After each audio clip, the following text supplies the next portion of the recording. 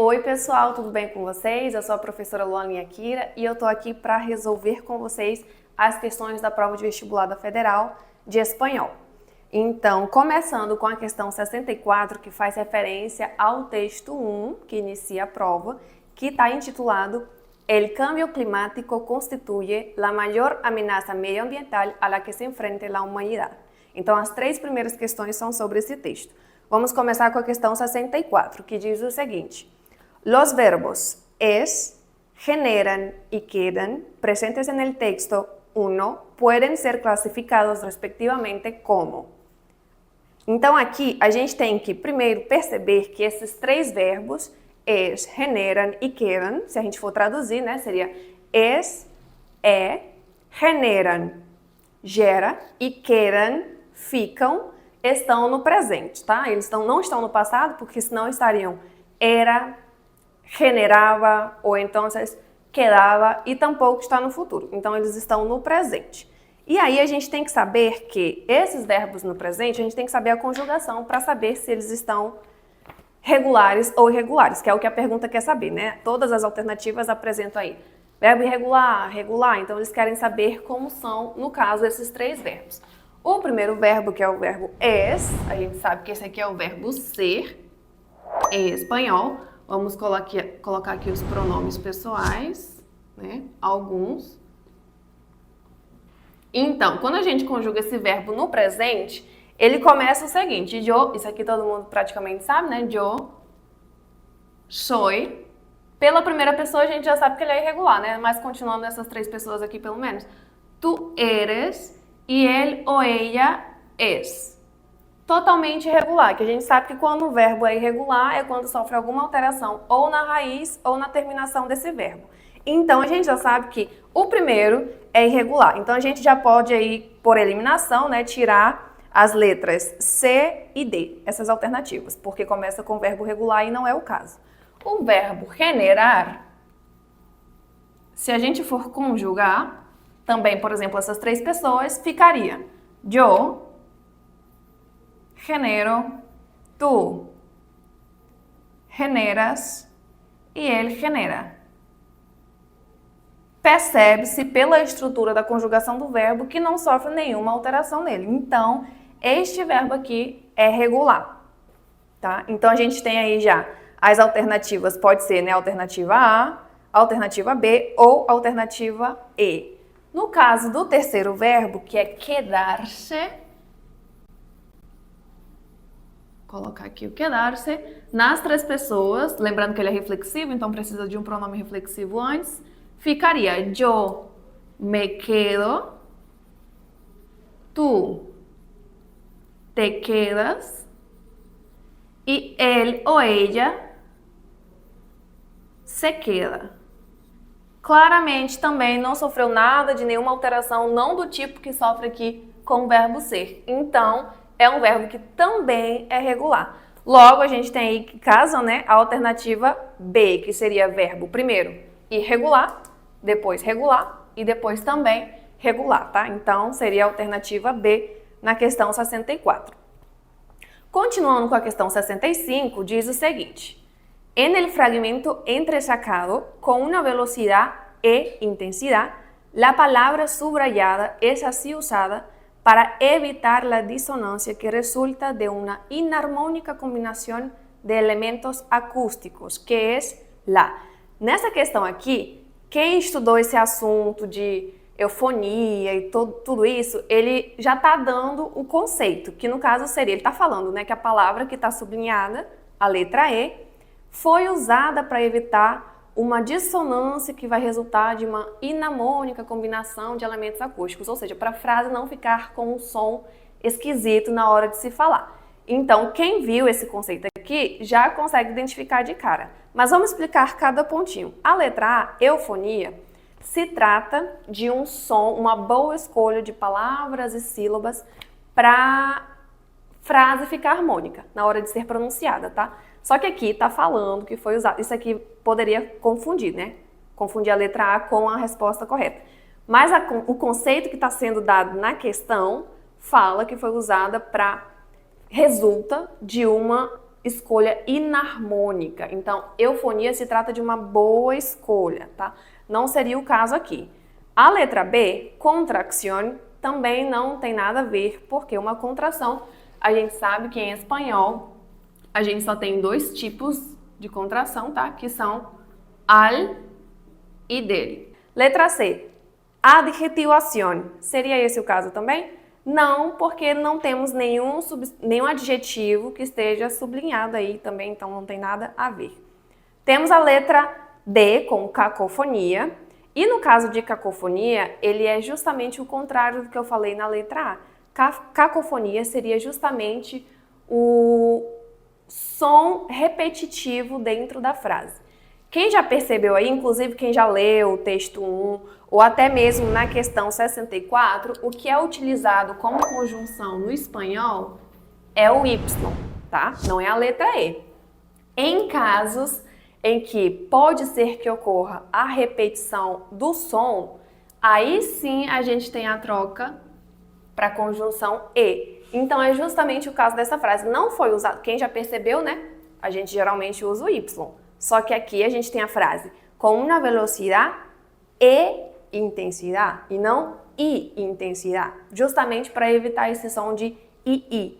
Então aqui a gente teria a alternativa cacofonia, que é o caso do que está sendo conceituado aqui na questão já, tá? E a letra E, que é formação de palavras heterotônicas, para quem não se lembra, uma palavra heterotônica, por exemplo, seria pandemia, em português, que se escreve exatamente igual em espanhol, mas em espanhol a gente vai pronunciar pandemia. Isso é uma palavra heterotônica. Então, também não é o caso dessa questão aqui, porque não temos nenhuma palavra heterotônica aí que está sublinhada. Então, a resposta correta aqui dessa questão seria cacofonia, que é quando a gente tem uma troca de escolha de palavras para que o som da frase não fique uma coisa inarmônica, né? Uma coisa esquisita na hora de ser pronunciada. Na questão 66, também sobre esse texto, diz o seguinte: En el fragmento, pero hoy también estamos viendo cómo se manifiestan con mayor intensidad los impactos del cambio climático, los fenómenos meteorológicos extremos, las palabras en negritas pueden ser clasificadas respectivamente como... Aí ele tem a lista aí, né? Verbo no presente no modo indicativo, verbo no presente no modo subjuntivo, é um verbo infinitivo, na ordem das palavras que estão em negrito, né? Nesse trecho do texto aí. Vamos começar então com manifiestan. Deixa eu apagar aqui um pouquinho no quadro. A palavra manifiestan, se vocês lembrarem da primeira questão, que a gente conjugou o verbo no presente, já dá para perceber que o verbo também está conjugado nesse tempo, tá? Então aqui, manifestar seria yo manifiesto, tu manifiestas, él manifiesta, repetindo isso aqui, né, no início. Nosotros manifestamos, manifestáis, e a última persona, manifiestan, que é o caso do que está escrito aqui no trecho, tá? Se manifiestam, se manifestam, tá? No presente, nada de futuro ou pretérito.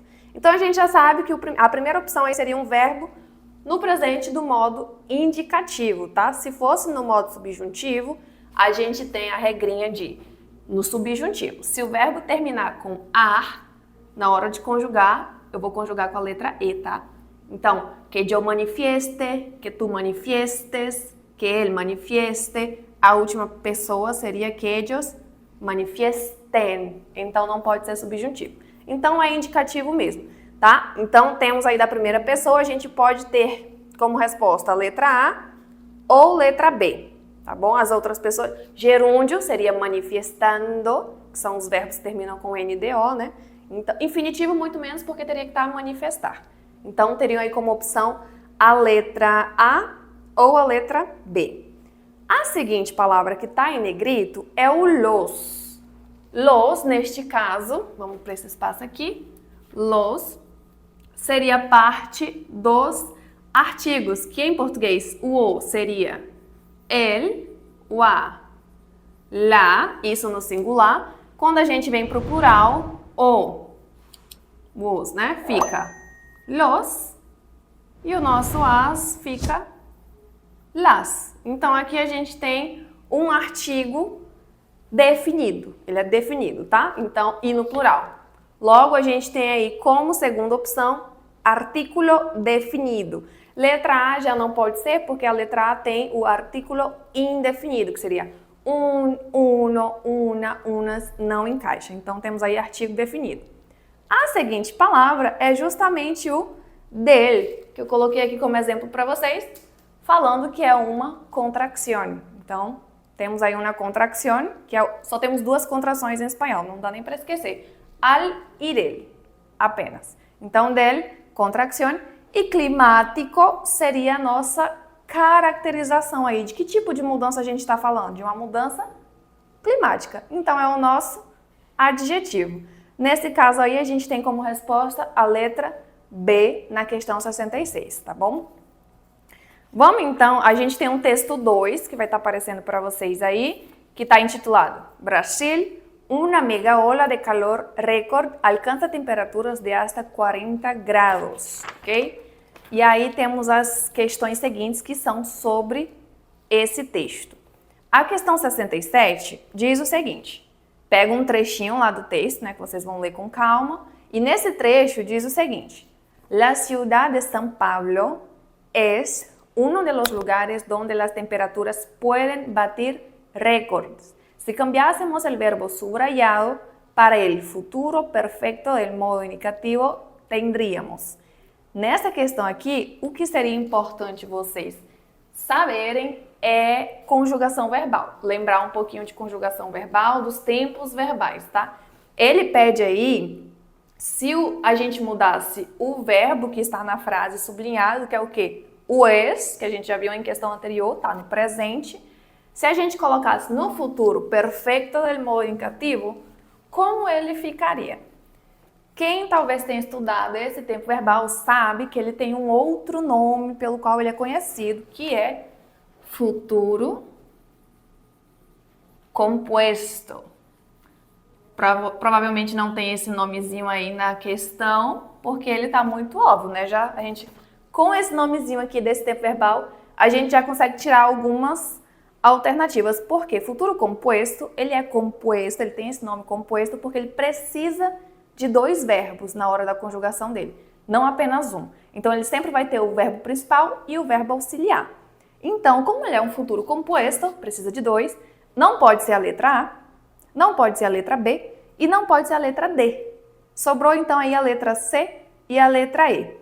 Só que a letra C e a letra E, ela tá abria ou abrá. E aí vai da gente saber como que conjuga o verbo no futuro composto de fato, tá? O verbo no futuro composto, ele é aquele verbo, ele é parecido com o nosso futuro, como a gente falaria, por exemplo, o verbo amar no futuro em português, né? A gente colocaria aqui, yo amaré, por exemplo, né? Na primeira pessoa, parecido com o português, yo amaré, tu amarás. Não vou copiar o restante porque ele é regular, não vai mudar essa parte inicial. Él, ella ou usted amará. Amaremos e por aí vai, tá? Etc. Então, essas são as terminações de um verbo conjugado no futuro composto. A gente sabe que a gente precisa, como verbo auxiliar, do verbo haver, que inclusive é o verbo que tem aí nas opções C e D. Os dois verbos são verbo haver, porque ele é o único verbo auxiliar que a gente vai usar nesse caso desses tempos compostos. Se este é o verbo e essa é a terminação de um verbo no futuro composto, então a gente vai ter aqui yo abré, colocando o ezinho, tu habrás, usando a mesma terminação, e él ou ella, copiar todo, habrá. E a gente tem aí, a gente está falando na questão, no trecho sublinhado, a gente está falando da cidade de São Paulo. Terceira pessoa, né? A cidade. Então, terceira pessoa ficaria habrá, nada de abria. E o verbo principal, que não é o haver é o auxiliar, o verbo principal, que é o verbo ser, tem que estar no particípio, que, né, é aqueles verbos que terminam com ado e ido. Então, verbo ser fica sido. Logo, a única alternativa que casa com essa conjugação aqui do verbo haver no futuro composto é a letra E, tá bom? Então a resposta correta da questão 67 seria a alternativa E. Questão 68 também destaca um trecho desse mesmo texto e diz o seguinte: en la frase que experimentará otra semana de lluvias mientras se recupera de las recientes tormentas, la palabra mientras expresa a ideia de. Essa questão aqui, acho que é uma das mais simples dessa prova aqui, porque é questão de você saber o significado. A tradução da palavra mientras em português, que a gente consegue pegar em letra de música, novela e tudo mais. Então, mientras, mas só pra gente, trazer um pouquinho para a gramática, a palavra mientras seria um advérbio que indica algo relacionado ao tempo, tá? Sempre vai ter esse teor de uma questão temporal ali. Ou seja, não tem nada a ver com conceder alguma coisa, de concessão, não está relacionada à antelação, de adiantar alguma coisa, muito menos com finalidade, de dar uma conclusão a uma ideia, ou oposição, que a gente tem aí o nosso pero, entretanto, por lo tanto, nada disso. Então, sobrou aí simultaneidade, por quê? Mientras, para quem já conhece essa palavra, ela é em português, enquanto. Então, se eu uso, por exemplo, a palavra mientras, eu escucho música mientras estudio matemática, ou seja, enquanto faço uma outra coisa, simultaneidade, duas ações ao mesmo tempo. Temos aí então a resposta, letra C. Aqui é a questão de conhecer um pouquinho de vocabulário, a tradução da palavra, mientras. Questão 69, já um pouquinho mais complicada. Diz o seguinte, também um trecho do mesmo texto, En el fragmento, Brasil vivió su julio más caluroso desde comenzaron las mediciones oficiales en 1961 con una temperatura promedio de 23 grados. Las palabras en negritas pueden ser classificadas respectivamente como. E aí a gente tem também uma questão parecida com a outra que a gente já resolveu. Se é verbo, se está no pretérito, se é no modo indicativo, se é um substantivo, se é qualquer outra coisa. Ou seja, de novo, saber as classes de palavras em espanhol. Tá? Vamos começar pela última palavra que está em negrito, que é a mais fácil. Eu já coloquei aqui para vocês os artigos definidos e parecido com o português, os indefinidos também são, Então a gente tem aqui em português, ou uno, Temos aqui o uma mesa, por exemplo, una. E a gente vai ter o plural desses dois artigos indefinidos. Então a gente tem aí una temperatura, algo indefinido, não disse la temperatura. Então é o artigo indefinido. Daí a gente já pode riscar as alternativas C, B e creio que só essas duas, que tem no final artigo neutro, nada de artigo neutro, a gente vai ver uma questão que vai cobrar artigo neutro, mas daqui a pouco eu explico, e artigo definido. Todas as outras apresentam artigo indefinido por último. É uma, tá? Vamos para a seguinte palavra, que é oficiales. Se eu digo que algo é oficial ou que as coisas são oficiais, eu estou dando uma característica para essa coisa. Que classe de palavra que a gente usa para dar uma característica para alguma coisa? Adjetivo. Então, a gente tem aí a palavra oficiales como sendo um adjetivo. Logo, a gente pode tirar a letra A, porque não é nada de substantivo aí, tá? Então, sobrou, por eliminação, questão alternativa D e E. Se a gente vai para a palavra desde, nas duas alternativas, apresenta essa palavra como sendo preposição. E, de fato, desde é uma preposição. É uma preposição assim como em português. Então, ainda que a gente não soubesse qual classe de palavra o desde pertencia, descobriu aqui nessa questão, porque só tem essa opção, preposição, Resta a gente saber se o verbo vivir está no pretérito imperfeito ou no pretérito perfeito simple, tá? Nesse caso aqui, o pretérito imperfeito, para vocês recordarem, parecido com o português também, é aquele verbo que a gente não sabe quando que ele teve início e quando que ele encerrou.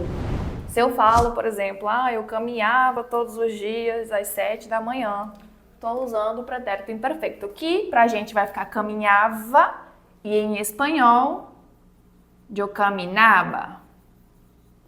termina em ava. Isso quando a terminação do verbo é ar, né? Se a terminação do verbo for er ou ir, vai terminar em ia. Por exemplo, eu comia, eu partia, eu existia, não sei, sempre essa terminação aqui, tá? Logo, se a gente for pegar o verbo vivir, que está conjugado, ficaria o seguinte, se a gente fosse conjugar no pretérito, tô falando aqui do pretérito imperfeito, tá? Primeiro, vamos colocar aqui, pretérito imperfeito. Ficaria, vivir.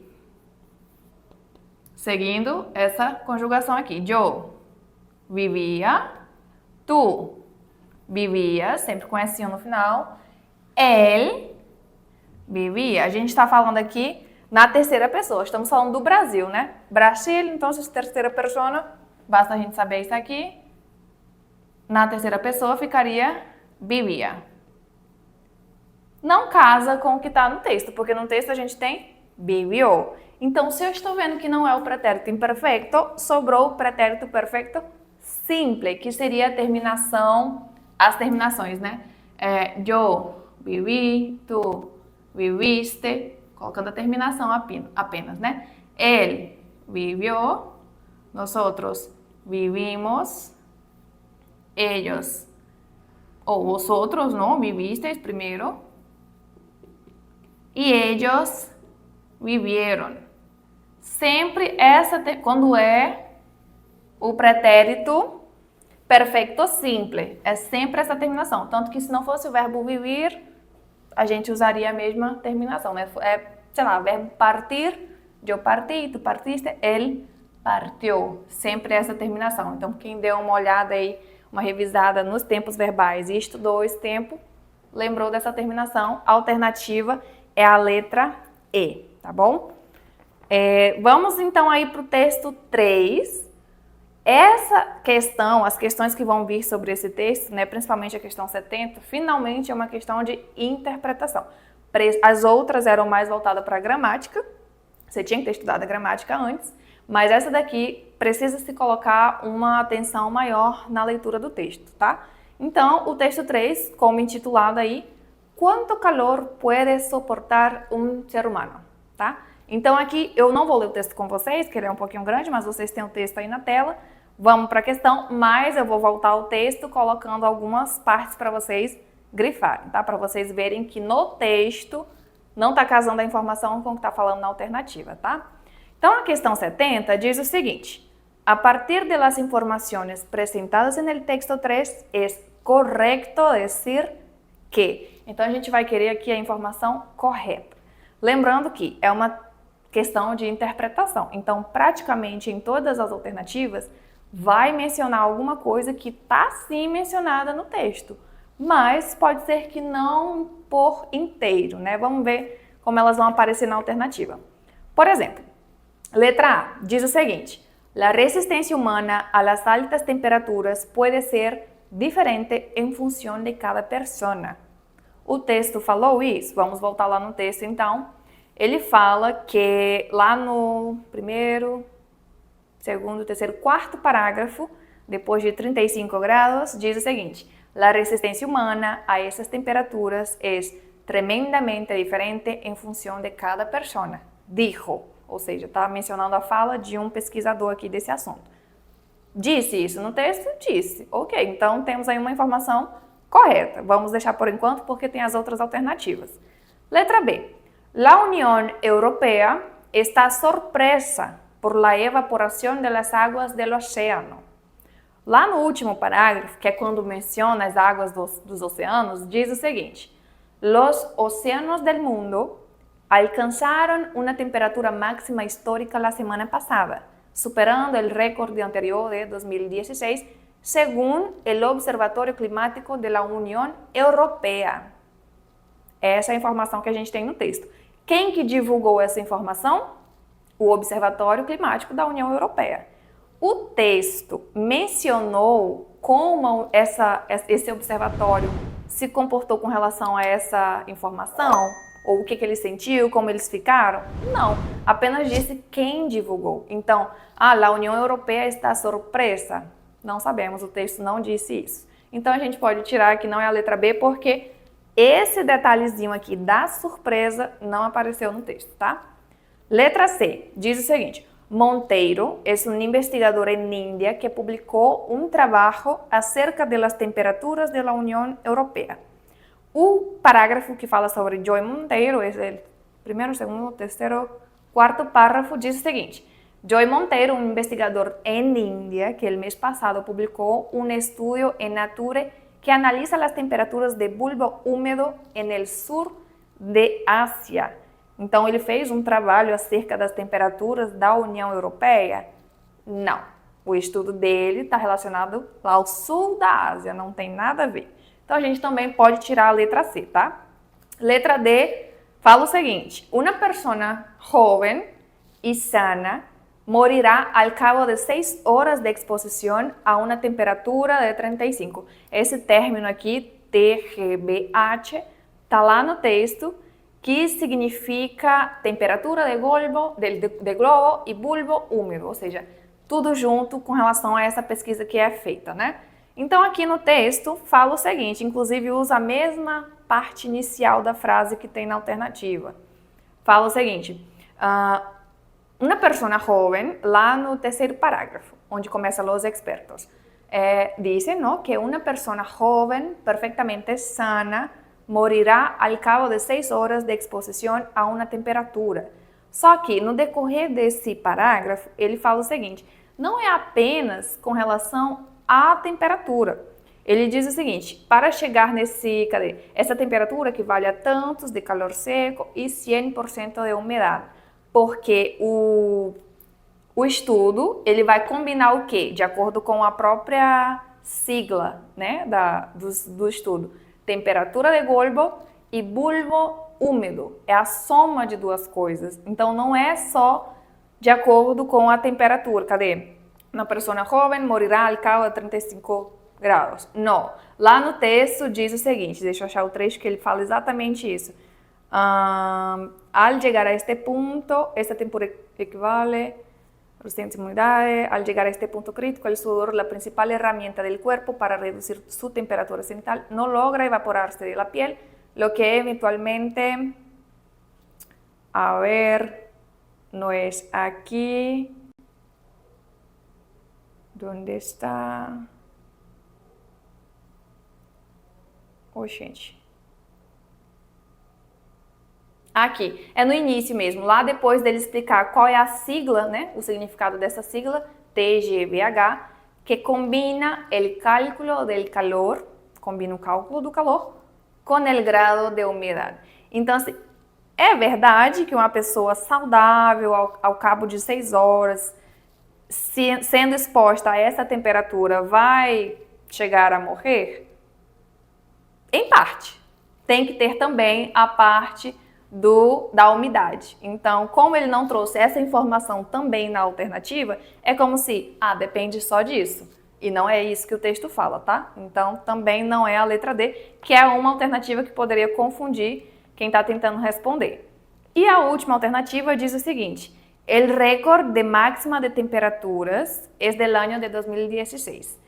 A parte que fala sobre recorde de temperatura é lá no final do texto, no último parágrafo, quando fala sobre os oceanos, né? Diz o seguinte: Los océanos del mundo alcançaram uma temperatura máxima histórica la semana passada, superando o recorde anterior de 2016. Então, é a única vez que a gente tem esse ano aqui de 2016 citado. Só que a alternativa diz o seguinte: o recorde máximo de temperaturas, no geral, né? Pode ser qualquer temperatura, porque a primeira linha do texto diz o seguinte: ante los recordes de temperatura em todo o mundo, ou seja, diante dos recordes de temperatura em todo o mundo, o que é recorde de temperatura na China pode não ser um recorde de temperatura em Roraima. Então, a gente já sabe que tem diferentes recordes. E no final do trecho, do texto, fala sobre o recorde de temperatura dos oceanos. A alternativa E mencionou apenas uma máxima de temperaturas.